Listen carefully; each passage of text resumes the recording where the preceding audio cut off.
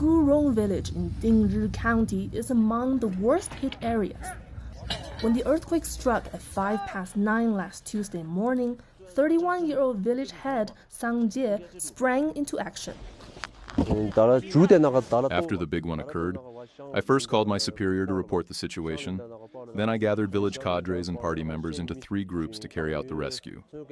The team searched all 40 houses in the village, rescuing 24 people with their bare hands in the first hour. Sang Jie then went to the gathering point to confirm with each family who was still missing. I learned that 4 people were still unaccounted for.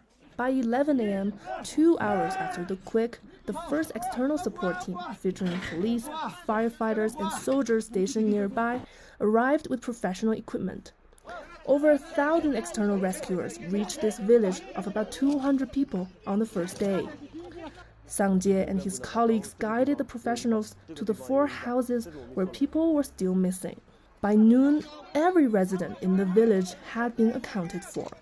I know every person in the village, so I was certain that everyone had been found. Similar accounts emerged from the over 200 villages affected by the earthquake.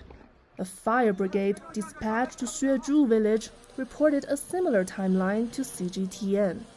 By 2 p.m., they had completed all human rescues, and efforts shifted to salvaging property and livestock from the rubble.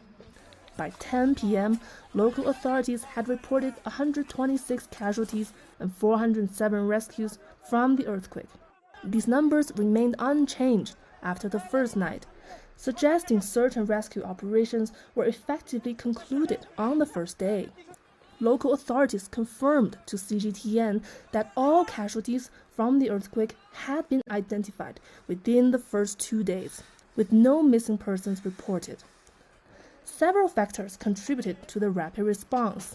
The relatively high number of government workers in these scattered villages allowed efficient first responses locally.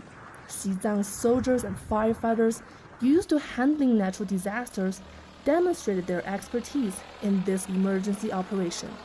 The houses in the area were mostly 2-story simple structures, which allowed for more straightforward rescue efforts.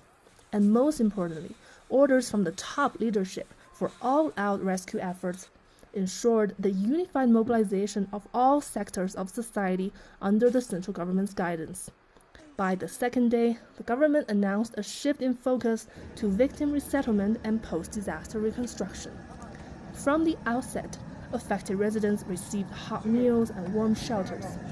The first batch of prefabricated homes is now already accommodating the worst affected families. Given the current momentum, rapid progress in reconstruction efforts is expected.